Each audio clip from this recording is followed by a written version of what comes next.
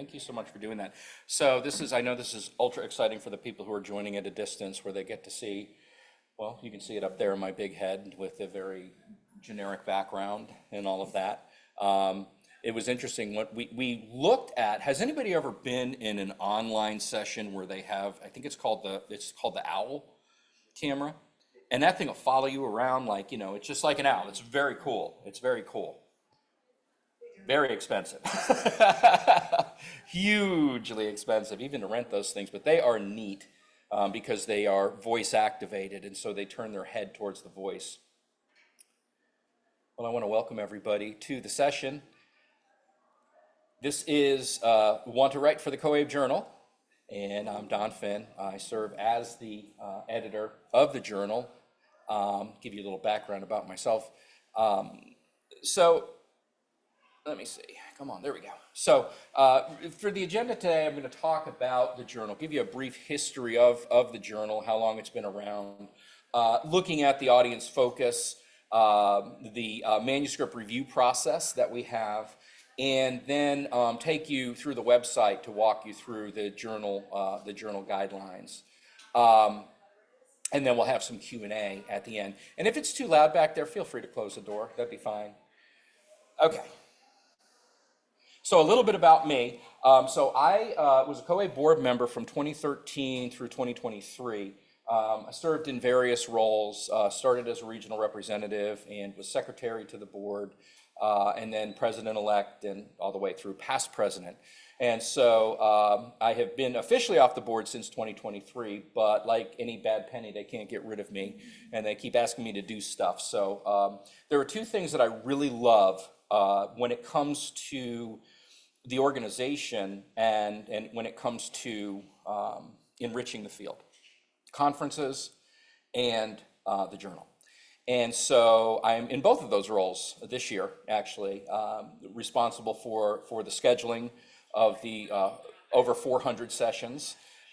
So that has been an adventure for sure. And thank you for your patience, by the way, because we know that the oh, I can hear myself. I can hear my echo. There you go. No, you're good. You are fine. Thank you. I really appreciate you doing that.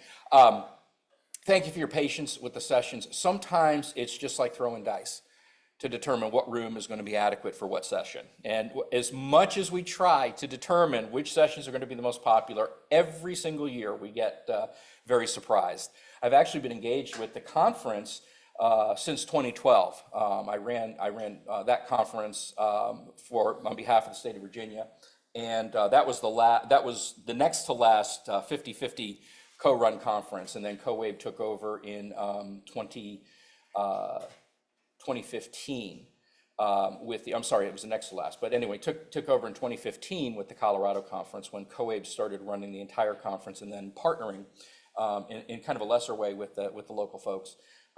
And anyway, here we are today.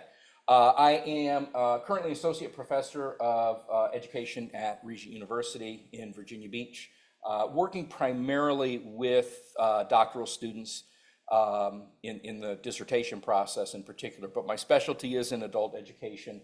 My master's is in curriculum instruction with emphasis in adult education, and my doctorate is adult education and organizational learning. Been the publications chair since 2016, and we had to make a really tough decision with the journal, because while we had a journal that was being published both in print and digitally, we were missing the mark ultimately, and we determined that the journal as it had been needed to be changed from a solely research focused format that is generally read by people who are in the academy, who are in higher education, or who are working towards tenure renewal or promotion and so on, to actually make the journal more practitioner focused and more relevant to the practitioner experience. And so that first revised edition under those guidelines was produced in 2018. So the journal has been around for 45 years in one manner or another. Are you all familiar with AAACE, American Association for Adult and Continuing Education? So AAACE was the original parent organization of COABE. COABE actually used to stand for the Commission on Adult Basic Education. COABE was a special interest group under the AAACE. And it had been published as a newsletter for some time. In 2012, does anybody know Jim Berger by any chance? A real blast from the past. Jim Berger? No? Jim Berger, who at the time was at Western Kentucky University, he took on the role of the journal editor and brought it to a more publishable format, more commercial format. And it was called the Journal of Research and Practice for Adult Literacy, Secondary and Basic Education. I can't remember that. I'm glad it's in writing. So that's what it was called. That's what it was called. And Jim got that off the ground and got it rolling. And then from 2015 to 2017, Amy Rose, Alicia Belzer, and Brown at Rutgers University, they were the group that we contracted with to produce the journal. And since 2018, it has been published in-house by COABE. And again, kind of leading that charge. So the thing about the COABE journal, how many of you read the COABE journal, first of all? Okay. Has anybody contributed to the COABE journal? Okay. Which edition? It was the leadership edition that you all did. I think it was 2019. Yeah, that was a while back. Yeah. My opening article for that one, I was talking about lessons from seagulls in the pizza box. So look up the archive. Anyway, but yeah, the leadership edition. Thank you for your contribution. What we did is we shifted the journal to say, okay, how can we take research and relate it to best practices ultimately? What is the true proposition value for individuals who are who want to contribute their best practices, and for those who are reading it, what are they going to get out of it? We also have reflection pieces based upon the theme, where we gather reflections from practitioners as well as students. We've had more and more student voice in our publication, as we have obviously with COABE as an organization. And what we found is that we've really gained a tremendous amount of interest in the journal and in the readership. And one of the gifts that you're going to get at the end of the conference is you'll get a link to download a digital version of the latest edition if you turn in your conference evaluation. Okay, so just know that is on the horizon for you. So a few things. The journal is available in print copies, and it is also available digitally for download and for purchase. And I'll show you the website in just a little bit. But here are the two most recent versions. The fall version was a focus on family literacy, and we worked with the National Center for Families Learning, which used to be the National Center for Family Literacy, in putting together a family literacy edition. And so one of the movements that I've made as the editor is to say, let's go ahead and work with partner groups, with like-minded groups that have an interest in adult learning and adult education, to produce a journal. So we're published twice a year, spring edition, and this is the one that's hot off the press that just came out, and fall edition. And the fall edition, that we're on a rotation now to where that is going to be a partner journal. And so we partnered with the Adult Professional Development, AALPD, 2 years ago. In 2023, and then 2024 with Family Literacy, and I'll tell you who we're going to partner with a little bit later on for this coming fall. So the manuscript review process, there are two types of reviews: the editorial review, and then there's a double-blind anonymous review. Okay, so we gather different types of articles, and I've got some illustrations that I'll show you about this as well. But the editorial review is reserved for reflection pieces and for book reviews or sometimes materials reviews. We really haven't had any of those. We're kind of selective with that, but we've had a number of reflection pieces. And so the editorial team will look at that, and we'll look at content and document formatting, as well as we have a rubric that we evaluate the works by or with. And apply comments as well. We do work through the Google Docs platform. We find that it's accessible to most people. We do understand that if you're affiliated with a school division, there may be some embargo on that tool, on that platform, but most people are able to find their way around that. Then we have a double-blind anonymous, which is for our which is for the articles that have to do with with best practices, with theory, theory to practice, and so on. And we have content review experts that we recruit to help the editorial team to focus in on the main ideas that are presented. And so generally speaking, we have 2 or 3 independent reviews. And again, they are viewed blindly by our anonymous reviewers. You don't know who they are, they don't know who you are. We wipe your document as clean as we can of any identifiers and affiliations so that we can ensure that the process is unbiased as possible. And we also have a rubric and comments that are applied. Now, one of the things that we have found is that being a practitioner-oriented journal, a lot of folks, many folks are not necessarily used to writing for publication. And we recognize that, and that's okay. So one of the things that you will find is that we probably give a whole lot more support than other journals will do when articles are put in. And so sometimes people might get a little bit upset, like, oh my gosh, well, they're accepting it, but they want changes and so on. Here's a rule of thumb when it comes to publishing, okay? A general rule of thumb when you're submitting something for publication. If the editorial team is talking to you, that's a good sign. There's hope.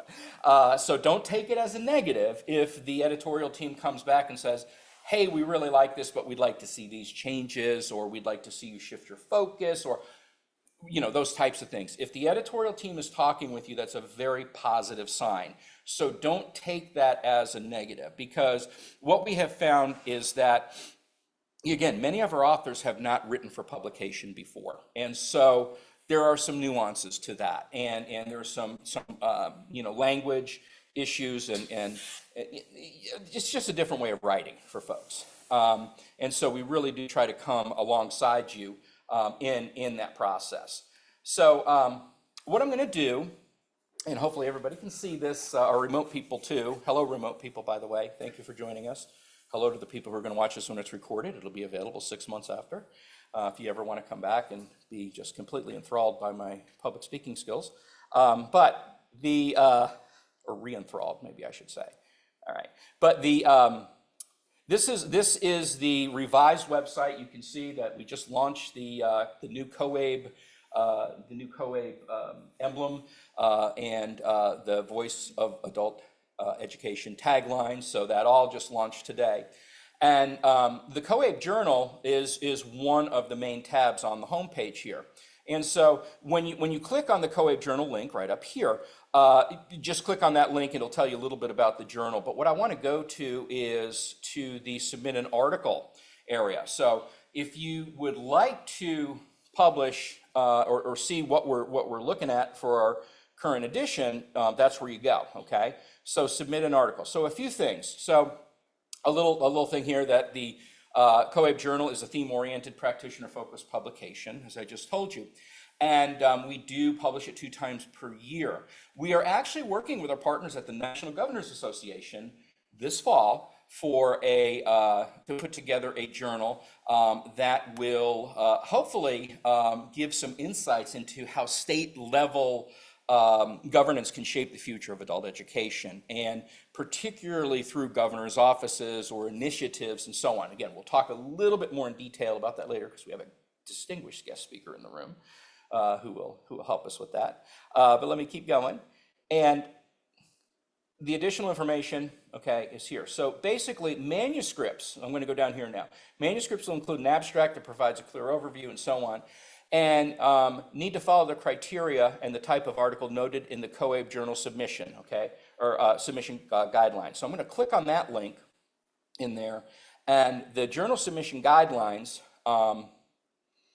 actually will come up as a Word document. This is not my computer, so hold on. Let me see if I can find the download. And if I can't, I'll just tell you about it. And you can go look at it in your free time. Let me see. Downloads. Huh. Okay, well, it didn't open. All right, let me tell you a little bit about our journal guidelines, though. You can see it's right there. The journal guidelines are a few things. We follow APA 7 formatting guidelines, okay? And if you have not used APA before, it probably makes a whole lot of little sense, some of the nuances of APA 7. But we have various examples that we provide in the submission guidelines, as well as references to different credible websites about APA publication. There are some nuances with the APA 7 guidelines where the formatting is a little bit different for in-text citations, and then there are standards for end-of-text citations and so on.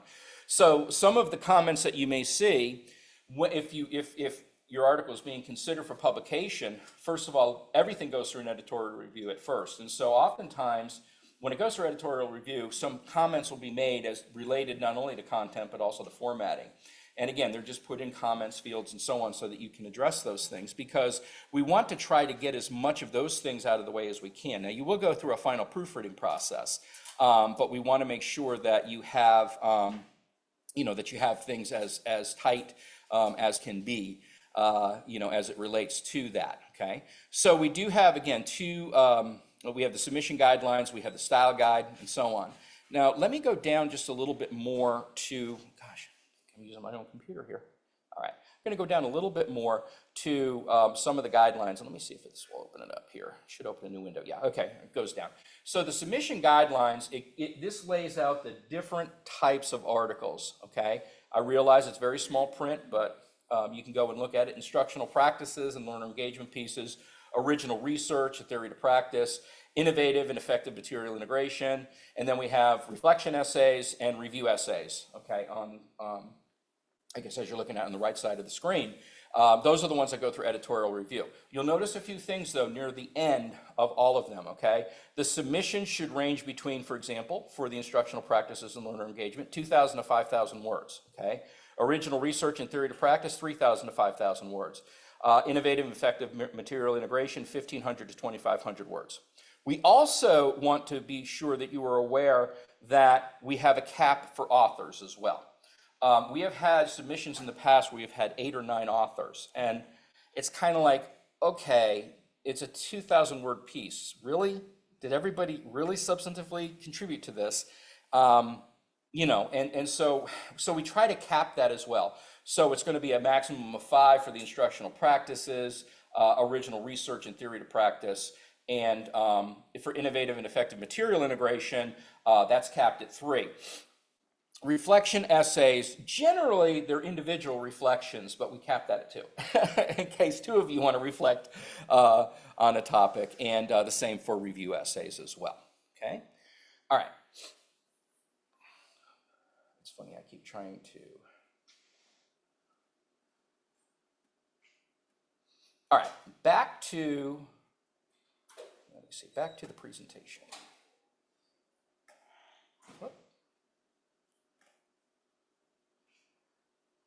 I was in church many years ago, and we had, one of the guys came up to sing a song, and he was wearing a brand new shirt.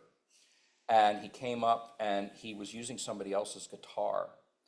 And he said, guys, I'm so sorry. He said, this is kind of like wearing somebody else's clothes. Well, he didn't realize with the tag hanging under his arm from his brand new shirt that actually he kind of was wearing somebody else's clothes. So anyway, so that's kind of how I'm feeling right now. With using somebody else's computer. Okay. All right, let me fire it back up here. All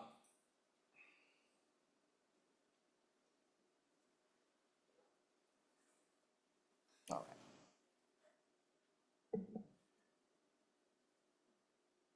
When you're submitting practitioner strategies. Okay, hold on. We have an online audience. Oh, no. When you're submitting practitioner strategies and such, it looked like there was a section for that. Do you need an evidence base beyond your classroom, or is your creativity enough of an evidence base to submit? Okay, I'm going to give you a very conclusive answer. It depends, and it really does depend, because if you're doing an evidence-based practice, what we do ask, unless it's some sort of an original qualitative research that you're doing, but even with that, it should be grounded by something. We are going to ask you to provide some references in the literature. Now, that's not to say that you have to have a whole lot, but they do have to relate. Yeah, they do have to relate, definitely. So just kind of keep that in mind.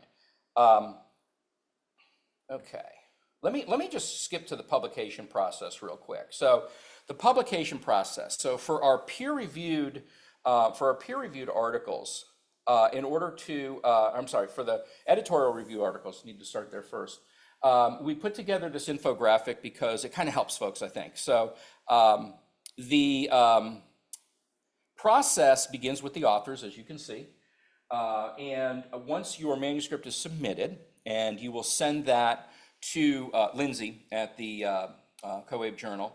Once it's submitted, the editorial team begins to review your article. And so there are two ways that it can go. As you can see, editorial review, it can be a reject, or it can be request revisions. Notice there's no accept, because there's always revisions, okay? If it's a reject, though, you may be asked to make significant revisions and to resubmit. So even if it comes back as a reject, we may say, hey, there is potential here, and so on. So what are the common reasons articles are rejected? Well, I'm glad you asked. Some of the common reasons articles are rejected is because they have absolutely nothing to do with the theme. That's probably the number one reason why articles are rejected, including the those that go for editorial review, the reflection pieces. If we're featuring an article that has to do with mathematics and you talk about language trees or something like that, it doesn't quite fit. So we're just going to say thank you so much and keep an eye out for future calls for articles. But typically we will ask for some revisions, and that will take us to number 3, where the authors are sent an email and are invited to make those revisions, okay? So once the revisions come in, then we will go ahead and move this up. It really is like we're in somebody else's clothes. Okay. Once the revisions come in, we're going to make a final decision on that, and it could be a reject, and again, it could be, hey, you could submit to a future journal, or it's an accept. And then it goes through a proofreading process, and then eventually the article will be published. Now, let me go back one screen here, and come on, computer. We only like to go forward. There we go. So typically, the authors are notified by COABE within about 2 months of the submission deadline. Now, I know it sounds like a long time. This is hugely accelerated over a lot of other journals. There are journals. I had an article published that was in the pipeline. It was about, it was almost 6 months before I heard anything as to whether or not they wanted to publish the thing. So it's usually about 2 months of the submission deadline. The reviewer's comments, and recommendations are provided on the documents, as I said before, and typically there's about a 3-week turnaround time for revisions. We try to have those back in, and we ask you to keep the track changes on there as well, which I know that can really confuse people sometimes. People want to resolve the changes or accept them or delete them, but we have to see what changes were made. And then the editors are going to review those revised drafts. And if there's still some question for the blind peer-reviewed articles, if it's a peer-reviewed submission, we may bring in another peer reviewer to take a look at that, okay? But then you're going to work with the author on your final edits and so on. Now, let me talk about peer review for just a little bit. Time frame is generally the same, as I said before, but there are a few other steps, okay? The author submits the article, and then the manuscript is reviewed, as noted on number 2 here. So then it goes through the editorial review. There is a reject, okay? And again, you may be asked to make significant revisions. There is a request revisions that goes there, and then there is a review, okay? So a second review that goes in. And that review is going to be sent out to at least 2 peer reviewers, specialists in the area. And they will then provide their feedback, as you can see, towards the center there. And then they will send their feedback back to the editor. Now, the feedback and the decisions that they make generally are reject, revise with significant changes, revise with minor changes, or accept. And sometimes if we have a split decision, we'll bring in a third peer reviewer. That can sometimes extend the timeline, but we want to make sure that we have some solid feedback and so on. So the editorial team will look at that, and if they determine, okay, the peer reviewers are saying it's a reject and we're going to count on them. If not, then it's a revise. So if it's a revise, the authors are invited to make those revisions. They submit it again. Typically, the editorial team will review those revisions based on the comments that were sent in by the reviewers, but we may still bring the reviewers back in and say, hey, they sent the submission, they sent the changes, so let us know what you think. And then we have, again, reject or accept. And again, once it's accepted, they go through step 5, which is the proofreading process, and so on.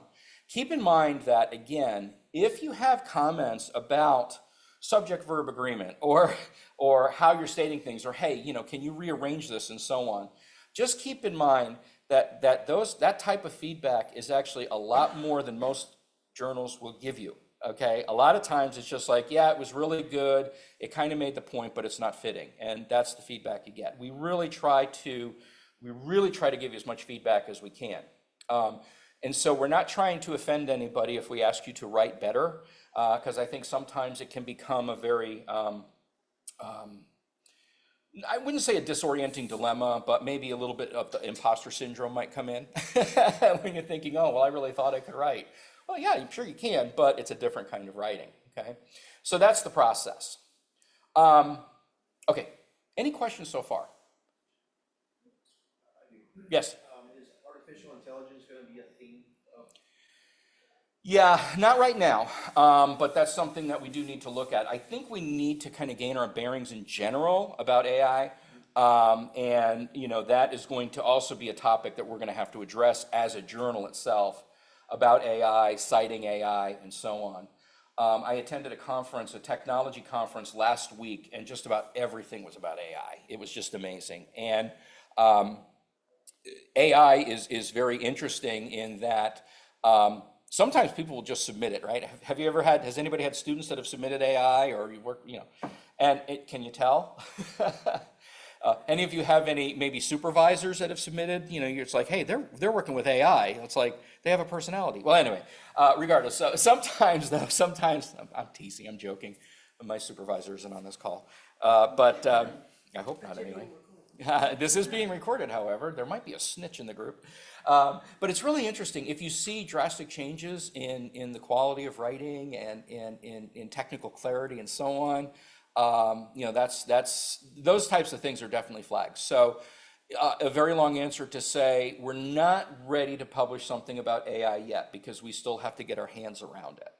Yeah. Any other questions?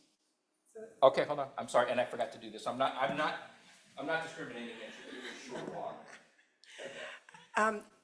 If every year you're doing a partner journal, the alternate journal, is that open to all submissions, or is that also thematic? Yeah. So the editions are generally thematic, but you'll notice that this edition is called Adult Education Is. The internal title for this edition is the Potpourri edition, because we do often receive manuscripts on various topics and so on. And so I was like, guys, it's time. So we had just kind of an open topic edition, and there's a lot of different topics that are covered in this particular edition. We'll probably find ourselves doing that, again and again. But we are still focusing on being theme-based at this point, because I think that also distinguishes us from the other journals that are out there, to be able to really dive deep into a given theme that impacts adult education and adult education practice. Okay, so let's talk a little bit about some of the basic expectations. First of all, it has to be related to the theme. And it's a topic of concern related to the theme that we put out. Every article should have an abstract of 200 words, which is a basic overview of the article, including the key words.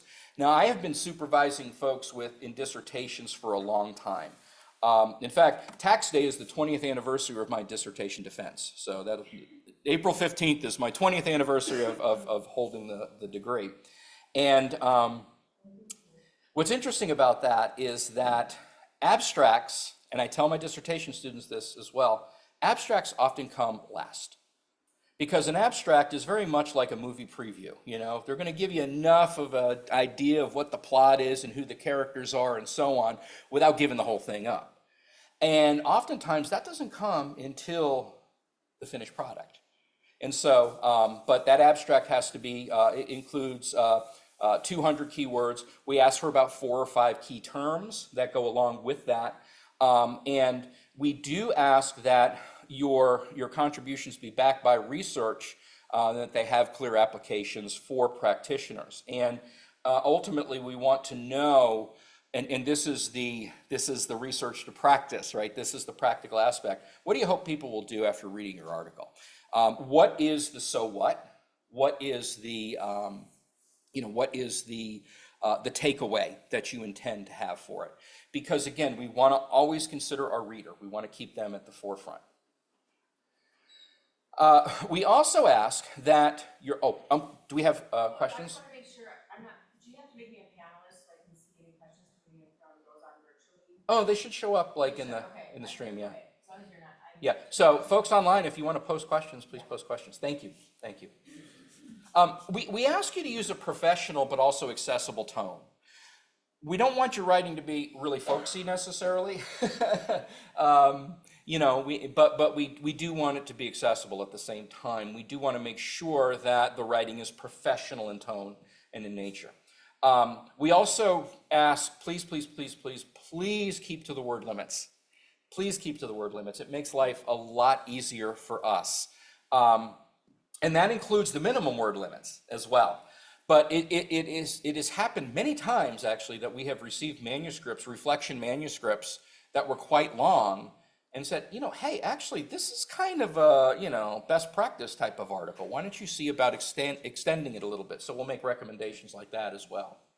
Also, I am a huge fan of headings and subheadings. I feel like using headings and subheadings in your writing really serve as transition points and signals that the conversation is deepening or focusing in one way or another. So we do ask that you use headings to guide the reader. But again, I guess we do want to limit some of the creativity that comes with them. Let's make sure the headings really line up with what the topic is. And again, following APA 7th edition for your headings. Your first level, second level, and third level headings, and so on. And again, those resources are linked on the web page. So I mentioned that we are going to partner with the National Governors Association, and we have Portia Pratt, who is a senior policy analyst with NGA, who is in the house, who is going to just talk a little bit about NGA and the role and so on. I'm going to go ahead and give you the microphone. Thank you so much, Don. I'm gonna stay seated, but hello everyone. I am Portia Pratt, Senior Policy Analyst for Post-Secondary Education with the National Governors Association within the Center for Best Practices. So NGA is the only bipartisan membership organization for the governors for all states and territories. We have 2 kind of parts. One part is our government relations, which I have nothing to do with that. But the Center for Best Practices is that technical assistance arm for governors and their policy advisors. As such, we provide research, we provide case studies, we create opportunities for policy advisors and governors to explore topics that are of interest to them. And so with this journal, we wanted to focus on state scalable solutions, connections to the work that you all do that has implications for the governor. And so that feels like a lot, but it can look a number of ways. The things that kind of stick out to us and move governors include like public-private partnerships. Is there work that you all are doing with community-based organizations or across institutions or across municipalities, across states that is both scalable or that you have evidence or data from on its impact. We're really looking at innovations in the adult education space, and that can look a lot of ways. So similarly, this is a really kind of broad journal topic. It can intersect with a number of other policy areas, both big P and small p policy, but it just has to have implications at that state level. Governors want to know that things are working well, and they want to have the data that backs it up. They also want to know, like, oh, my state is really killing it in this area, so they can share that with other governors. And other governors want to know what's working, what's not working, and where there are opportunities for improvement. They want to know where funding is going and it's being really useful. They want to know about interesting alignment of funding too. So if you are working with a community-based organization, you're working with philanthropy, and you're combining funds from a state program, let's talk about that. If there are things that are happening in your classroom, but you're seeing that replicated across your institution, or you are talking to another institution about doing the same thing. Those types of things are interesting to governors. They just want to know that the work that's happening is scalable and replicable. A couple other points. Oh, another big piece, just thematically in the post-secondary space at NGA, are the connections to workforce and data. So my portfolio includes a broader project on state longitudinal data systems and looking at non-degree credentials specifically. And as the National Governors Association, we are led by governors. So our current chair is Governor Polis of Colorado, and he has an initiative around education broadly, making sure that K-12 students are prepared and ready for the workforce. But there's a piece of that that connects to data and creating or making decisions based on that evidence. So the extent to which you have data or can point to an interesting use of data for that type of decision making, that's also going to be of timely interest to governors, because that is our current initiative.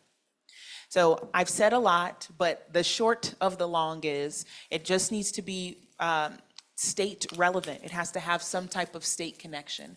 If that's state funding, if that's just meaning that it's scalable outside of your institution, outside of your classroom, those are the types of things that are going to be really, really interesting to governors and their policy advisors. And those are the folks that we are hoping to share the journal with and want to be interested in the journal. Right, and we don't want to, of course, we don't want to forsake those folks who are in the field who may be thinking about initiatives. Absolutely. And replication. And so that's the value, and that's where I think there can be some pretty decent synergy here about, yeah, these things are happening at the state level. These are initiatives by the executive branch, or these are something that are, like public partner or private partnerships and so on, that people have had success with and have been very valuable and beneficial to the students that you're working with, because we want the governors and the governor staffs to read this. But we also want our adult educators to be inspired by what's going on, by the good work that's going on, and particularly to say, yeah, I think I can do that. So we definitely want to keep that in mind. So it's up here on the website. This is again under the COABE Journal website for the current edition. And so we've broken down some of the different areas and so on. If you decide, if you would like to submit a reflection piece, we do have a requirement for the reflection piece that you send an email to the address that's on the website. Just send an email and say, hi, I'm so-and-so.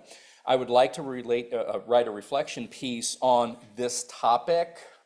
This is something that I've experienced. This is something our program is doing. This has been effective with our students. This has been effective with, raising our visibility or whatever, to give some details into what that is, because we really want to ensure that the reflection piece, again, is related to the theme. So we want to have some sense of where you're headed, the direction that you're headed, and what you're thinking about that. Otherwise, with the other pieces, we just invite you to submit a manuscript. Our current deadline is May the 12th for submissions. If you want to submit something sooner, that's great. The whole process is outlined on the website for submitting your works.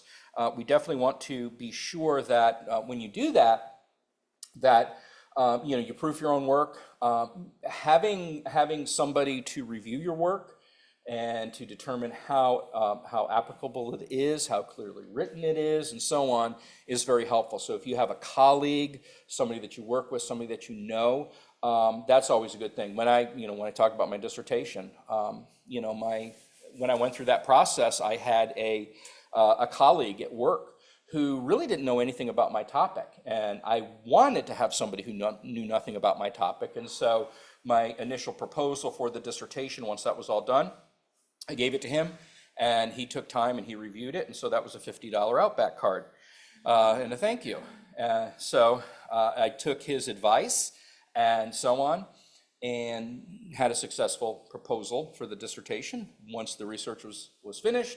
And I went through the whole process of writing that up, sent it to my buddy again, and received feedback, and sent a $50 Outback gift card saying thank you. Okay, now this was 20 years ago, so I may have to be a little bit more than $50, but regardless. But if you have somebody that that you can trust, and somebody that's going to tell you the truth. You don't want somebody that's going to say, "Oh yeah, this is great. Oh, this is awesome. Oh my gosh, wow, you Pulitzer Prize." One of the things that I have found, even being an editor of a journal, is that sometimes when you're rejected or if somebody dares to give you comments on your writing, you just have to take it as that. It's helpful. It's really helpful because it's not necessarily a reflection on you. It is a reflection on what the requirements are for the publication and what they like to see. So, we're here to really help you and to support you. Any questions from the audience?